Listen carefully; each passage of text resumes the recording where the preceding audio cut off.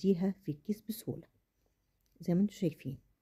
بصوا دليل على انها ما فيهاش تلج خالص، ابتدت تفك بالطريقة دي اهي. لو فيها تلج مش هتتفتفت وهتتقطع بالمنظر ده اهي. كده خلصنا تقطيعها زي ما انتوا شايفين. هنجيب بقى الكيس وهنبتدي نشتغل. طبعا هي طريقة سهلة جدا واسهل طريقة. الطريقة دي اسهل من انك تسيحي الزبدة كلها وتسيبيها في المطبخ طول السنة. لما تعمليها بالمقدار او بتسيح الزبدة وتسيبيها طعمها بيتغير. لا كده احسن، هتعمليها وتشيليها طازة بالمنظر ده، وكل ما تعوزي كمية منها تطلعيها وتسيحيها، ولما تخلص هتاخدي غيرها بحيث انها تبقى في الفريزر طازه وطعمها ما يتغيرش خالص. بص انا بقول لكم كده ما فيهاش ميه، يعني الزبده المره دي جايه لي الحمد لله ما فيهاش ميه.